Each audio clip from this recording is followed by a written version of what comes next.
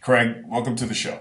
James, it's a pleasure. Nice to get a chance to visit with you. Yeah, I'm looking forward to this conversation, especially this week after you've published what I thought was a really, really interesting article and some, very interesting charts. You wrote about the yuan gold peg and the commitment of traders report, which is sometimes referred to in this industry in shorthand as the COT report. If you wouldn't mind, it's just kind of a broad spectrum of what you were trying to get across in that article. Well, it's something I've been sniffing around and trying to investigate and think about now for probably good, I don't know, 6, 8 weeks. This correlation, if you want to call it that, I don't know if we can call it a peg yet. I'm not really sure what to call it. Really began to get really tight back in the middle part of June. And most gold and silver investors will recall, I mean, we made it through about 6 or 7 weeks of downside after breaking down in mid to late April. And we got to middle of June, and there was an FOMC rate hike that everybody expected. And in looking back over the previous 6 FOMC rate hikes, gold had rallied 5 of the 6 times. Last summer, gold rallied after about a 3-week lag. There was a rate hike in June of last year, and then gold bottomed out in early July and then rallied. And so all of us were thinking, okay, should be maybe a similar pattern here. And instead, after surviving the FOMC and the rate hike on Wednesday, the 13th of June, and rallying on Thursday and getting everybody's hopes up, all of a sudden the bottom dropped out. On Friday, gold was down $29 and silver was down something like 80 cents.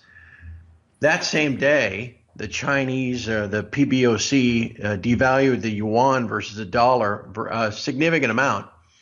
And really, gold and yuan have been trading in tandem ever since. So it's early in the game, and we're trying to. I mean, maybe it's nothing at all. I mean, that's the thing that we have to understand. I mean, it could just be gold, silver, zinc, copper, all the rest are all just simply reacting to the same stimuli that the yuan is responding to, and that's this trade war and the increasing tariffs. And so maybe I'm just chasing ghosts when I write this stuff, but I also could see a scenario where it is the PBOC itself that is attempting to manage these global futures prices of all these commodities downward.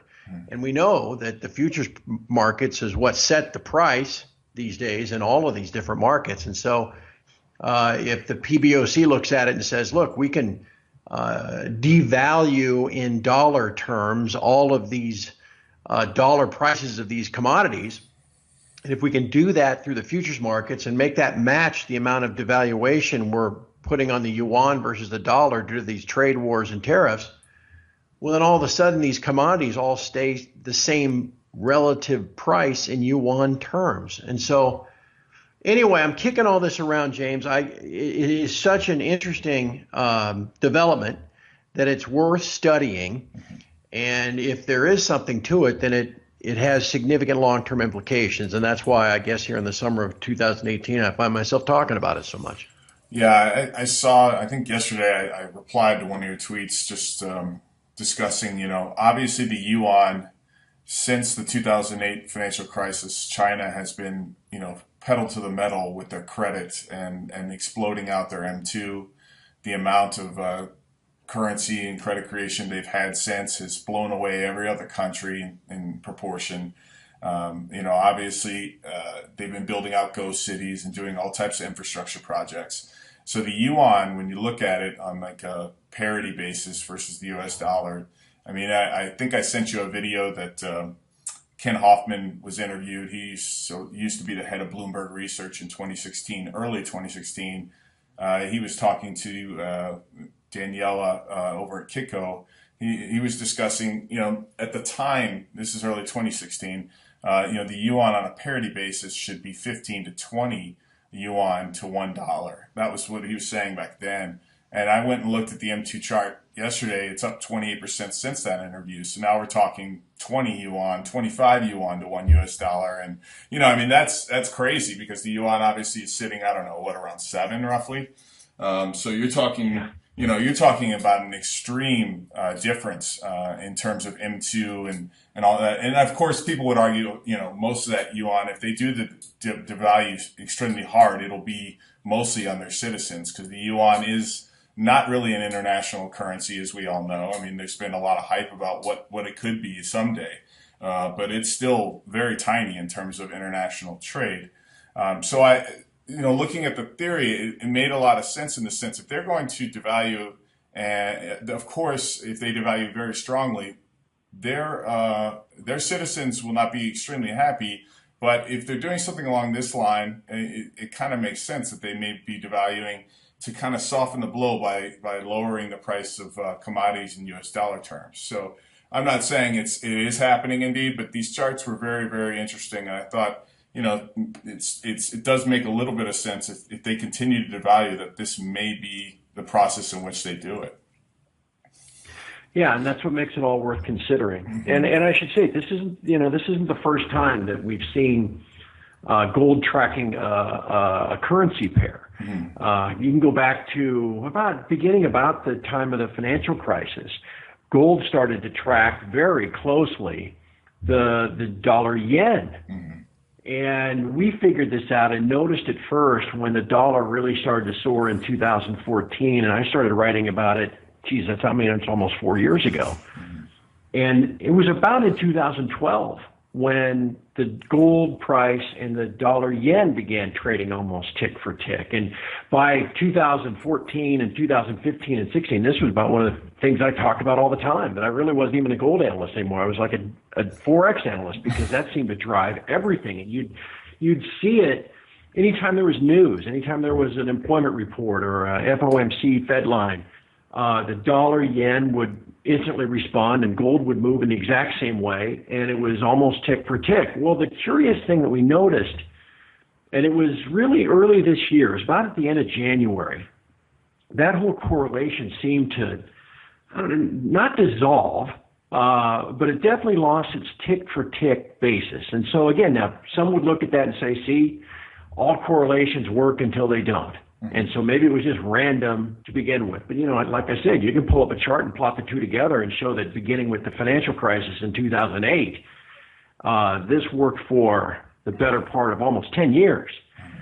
And so I'm not sure that it was just coincident. But what's weird is that really started to break down in January. And that's about the time this yuan thing really began to take over. So I don't know.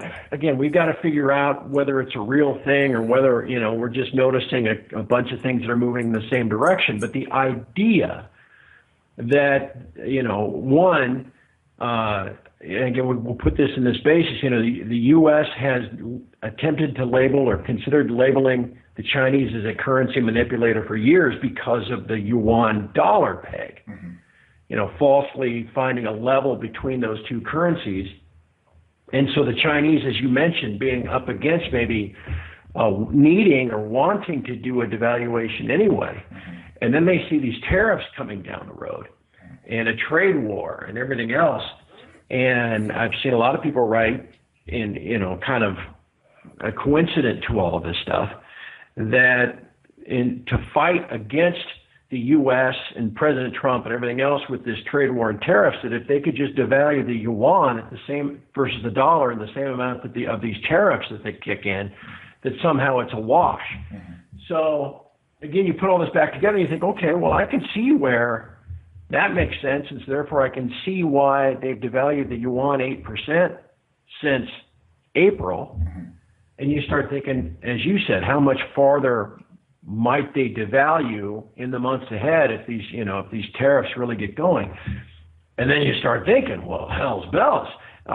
If they are now acting all over the globe, they being the PBOC, to paper short all these metals to try to bring the prices down a commensurate amount, well then, geez, if a further yuan devaluation is going to, how does that not knock the metals prices back further? And that's, again, I guess at the end of the day, that's why we got to be thinking about all this stuff. Right. And it's really counterintuitive to the mantra that's been going on for years, in the sense that, China has been actively acquiring physical gold very aggressively since 2009. In 2015, when the price got down to 1050, I think that was their largest import in physical gold at the time. And so the growing mantra was, yeah, obviously the gold price has been kind of stagnant since 2011, but China's got our back. They're the China put, essentially.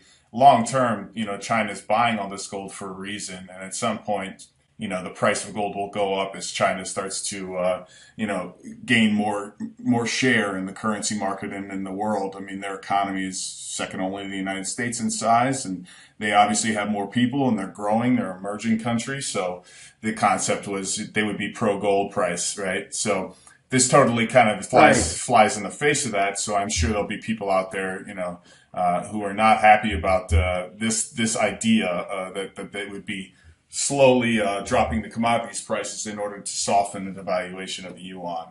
But James, I mean, again, another way you could look at it is, if over time China has been using their U.S. dollar reserves, which obviously are in the $1 trillion level, to exchange that for gold, well, they're very likely any gold that they're importing doing it with dollars, right?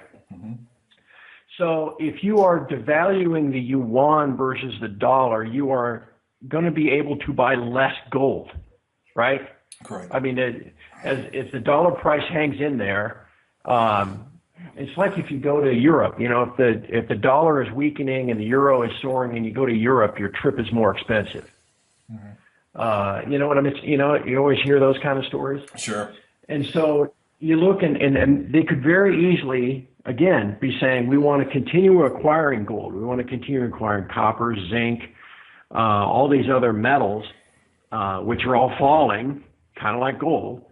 We want to continue acquiring them at the same rate that we have been, in the same kind of exchange rate that we have been. And so therefore, we're going to act to, in the futures markets to try to depress price. Again, like I said, I may be grasping at straws. I mean, I'm open to anybody to say, nah, that's crazy. That's not how it works. Right. I'm just trying to make some sense of what appears so obvious on my screen every day. Right. No, I get it. That the gold and yuan are pegged. All right. You did right. I was just, perusing your website, tfmetalsreport.com. I saw you had a vault post about the positive possible aspects of the upside of a yuan gold peg. If you don't mind, I know people who are listening are not subscribers of your report, but if you don't mind giving us maybe some tidbits as to what you were getting across in that vault report that you had behind the curtain. Sure. This is just further speculation, right? I mean, I write a post every morning for my subscribers. I mean, it's a whopping $12 a month, so it's not like a deal breaker if you want to read this stuff. And then we record a podcast every afternoon, and usually we are kind of on top of the situation and writing about events and talking about events that occurred that day or looking forward to the next day, that kind of stuff that are going to impact price and projecting where price is going to head. But yesterday I thought, well, I had just written this article that you mentioned about the PEG and whether you can find hints of the PEG in the Commitment of Traders report. And so I was kind of working this through my mind when I wrote this post yesterday. And it was about, okay, well, what if we take this all the way to the end game? What would happen? You mentioned, should the Chinese offer some massive devaluation? People have said that for years. I mean, they've devalued 8% in the last 90 days, but people have said they should really need to devalue 30% or 40%. Or what did you imply? What do those numbers imply that you quoted earlier, like 70%? Right. Those numbers are very large. They're like 1933 type devaluations. Yeah. Okay. So what if, I mean, we don't go that far, but what if this does continue? What if the trade wars are unsolvable and all this kind of stuff, and China does ultimately devalue over time by 30 or 40% versus a dollar? And this peg continues. What's going to happen to the gold price? And that's what led to this thought experiment. Because if you go back in 2015, there were already these stresses. I mean, you mentioned Ken Hoffman earlier. Remember, he was as early as 2013 he was on Bloomberg talking about the vaults of London being empty. Remember that? Anybody can maybe search that on YouTube, that link.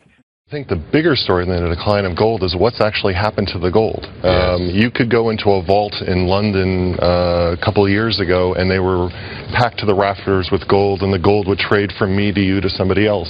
You can walk in those vaults today, and they're virtually empty. All that gold has been transferred out of London, 26 million ounces. It's gone to Switzerland, where it's been recast into a higher grade and shipped off to Hong Kong, and then into China, never to return. So the most interesting thing, especially as we look into 2014, is if there ever is interest in gold again, I'm not saying there is or isn't, that gold is just not there anymore. It's really amazing. They're building these 2,000 metric ton vaults for gold all over Asia. And the Chinese, they don't want to have U.S. dollars anymore. They want to have gold.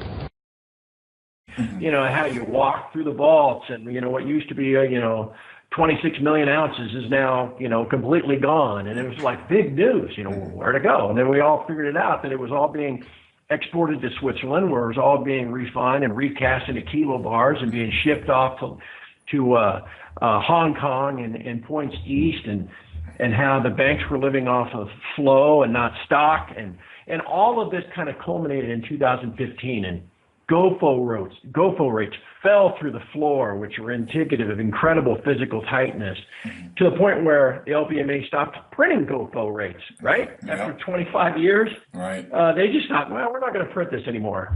Which is another sign that something, we're right at kind of a physical breaking point in 2015. Price was down around 1050, silver was around 14. And in looking back, we started to call it a physical floor, that the paper price had been driven as low as the physical market could support it. And thus, for the physical market, couldn't take it any further down. And so therefore, the paper price had to recover, or you risk this disconnect in the whole system, where the paper price kept falling, but the physical price didn't. And, the whole thing was going to blow to pieces, and thus we had this huge rally in the first part of 2016. Okay, anyway, with that bit of history in mind, then you start thinking, okay, well, if Chinese devalue by 20 or 30%, if in fact there's this peg that's being applied by the PBOC, and if the Chinese ultimately devalue by 30%, not just 8%, how low is the gold price going to go?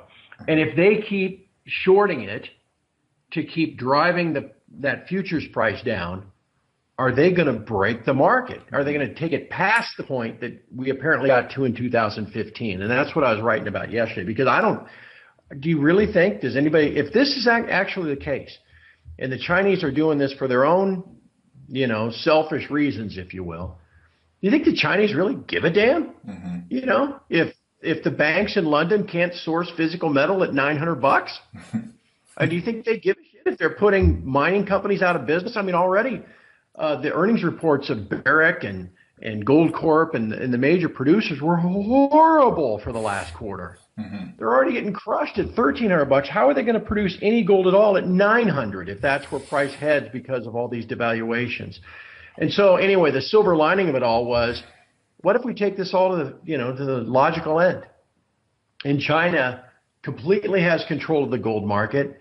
They devalue their currency, and they slam the gold price down to triple digits, and the whole system blows apart. The banks in London don't have any physical metal at that point to supply out to the market where people are looking for physical, and maybe that ultimately brings about that end game, James, that you and I have been thinking about and writing about for a decade, where there are delivery demands that aren't met, and people begin to realize that the music is stopped and the unallocated accounts aren't filled, and the whole system blows apart.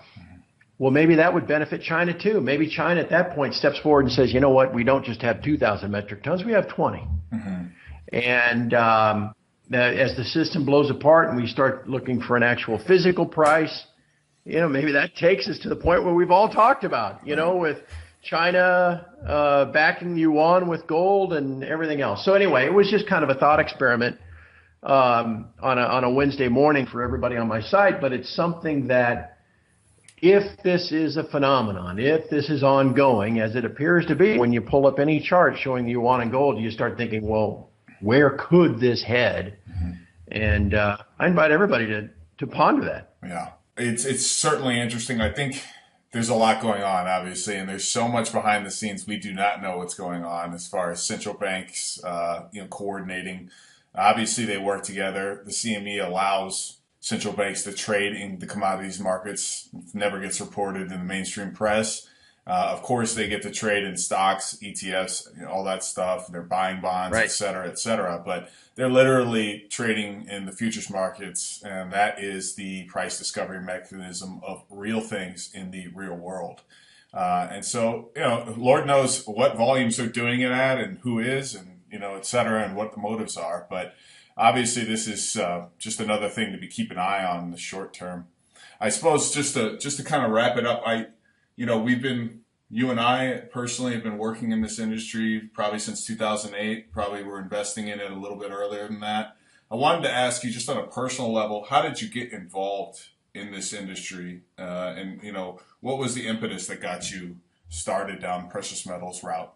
It was 100% by accident, James. Yeah. It was not like some brilliant business idea that I had. No. I had started a business in the, I guess, the wake of the financial crisis. And I was coming out of the securities industry. I'd worked as a stockbroker. I'd worked as what's called a wholesaler. I'd been involved. I had all my Series 6, 7, 65, all these different licenses. And I was trying to start my own business that way. And I'm watching the fallout of 2008 and 2009 and trying to make this happen. And one thing I learned is that you never have enough capital. Businesses are always more capital intensive than you really think they are. And so as I'm watching this business of mine fail for lack of capital, I'm spending time watching with a critical eye, more critical than I ever have in my life, CNBC and Bloomberg and the rest. And I'm like, they're reporting things that's just not accurate. That's not how this is just not right. Right. And at about that same time, I had this kind of epiphany. I read The Big Short, the book, and I went, whoa, wait a second, what's going on here? And then I also found Zero Hedge, which at the time was this infant site that was on Blogspot. Right. That's how small Zero Hedge was. And all this kind of came together, and I signed up as a member, if you will, at Zero Hedge. And I was trading options in my own account because, well, I was trying to make money any way I could. And I was trading gold and silver options. This would be 2009. And I mean, anybody that's ever traded gold and silver, whether they're options or GLD or anything, it does not take long for you to figure out what is going on. This is not like any other market in the world.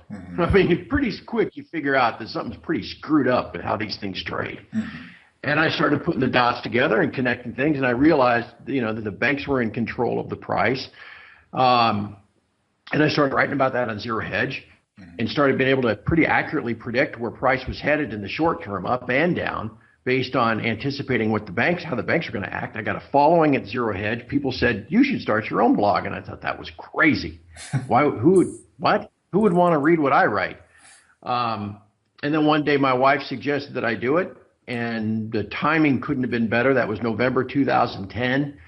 And the thing just absolutely exploded. It morphed into TF Metals Report. And we've been at it now for, oh my gosh, almost 8 years. And I personally, look like first took office, and they look like young guys, fit, full of life. And then by the time they leave office, they look like death. That's what's happened to me. That's what's happened to me over the last 8 years. But we keep fighting the fight. And look, the math is what it is. Right. These banks, you said they all work together, and they've done I don't want to say an amazing job because there's so much deceit involved. But the political, financial, media complex has done such an amazing job of holding it all together for the last 8 years and keeping the plate spinning. But the math is what it is. I mean, the U.S. is still going to borrow $1.3 trillion this year. That's what I always lean back on is, all these small things that we talked about. I mean, even this Chinese yuan peg stuff. I mean, in the end, it's the U.S. I just look at it. We're standing in a situation where we have hundreds of trillions of dollars of unfunded liabilities. And both the yuan and the US dollar are going to have to devalue at some point. Against what? Right? I mean, that's ultimately that's the big thing. And Yeah. how long can these plates spin until they start dropping? And what happens when they start dropping? Probably a pretty Yeah. ugly chain reaction, similar to 2008-9. But, they pressed timeout. They hit the timeout button then.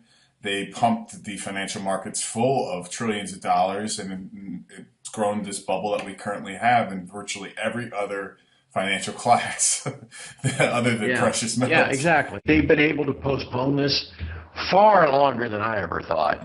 I mean, I remember doing interviews in 2011 and 12 going, I can't believe they've kept it together this long. Yeah. And Yeah. so the temptation is to think, well, they've kept it together for 8 or 9 years, so now everything's fine. And no, no. All the bad stuff is still on the books. They've just printed all these trillions and trillions of dollar and euro and yen to try to paper everything over. No greater collapse is still out there.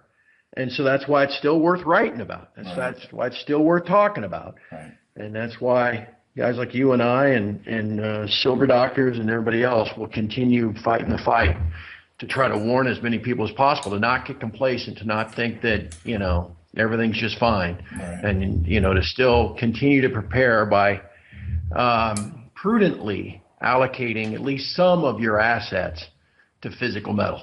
Yeah, I couldn't agree more, and I think that's probably the good time to close. Ultimately, we're looking for